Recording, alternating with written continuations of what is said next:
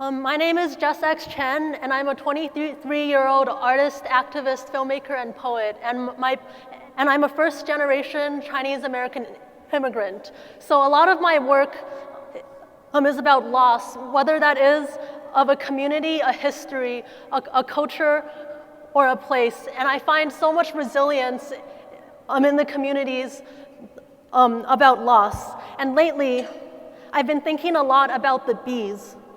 I think that the honeybees are trying to warn us about something. In just 2012 alone, 31% of the world's bee population died out, and this continues to happen at a faster and faster rate.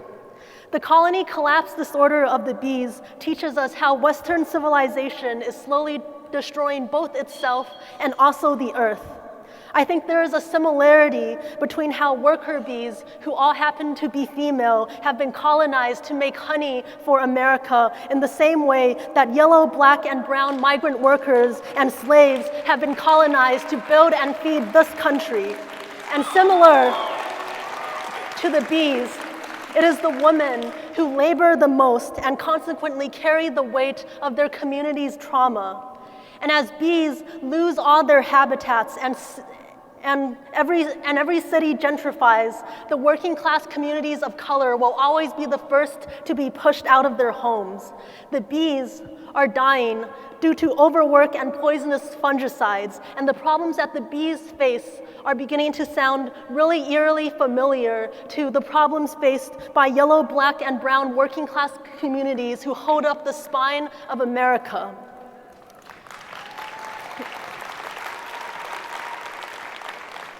So I think that the death of the bees is proof that the hierarchy of man ruling above nature and white supremacy above people of color and the privileged above the working class and citizens above the undocumented is entirely unsustainable. What we do to the earth, we all end up doing to ourselves, because when the bees die, they will take half of our produce and food sources with them, and they will take us with them too. Our children will have to learn to climb up every tree and pollinate the flowers with their own hands. So the question is, how can we as a generation resist against this and restore balance on the earth? I think we need to look at the ways that civilization is directly linked to the collapse of the earth, and I think we need to listen to what the bees would say to humanity if they had a voice. This poem is called The Last Words of the Honeybees. Honey, my hive is built and ruled by women. Look at the flowers, how I raise them into artichoke, pepper, squash, and apple.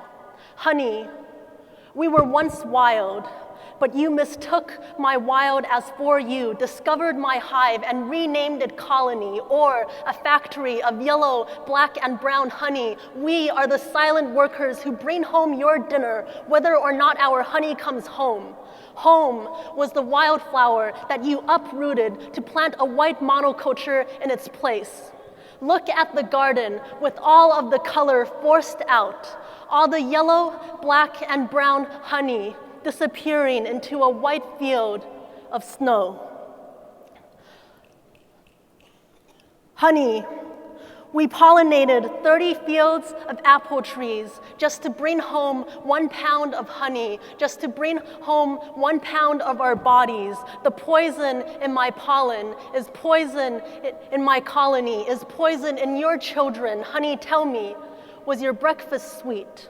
Honey, as my colony collapses onto its knees into a pool of yellow, black, and brown honey, the women are always the first to go.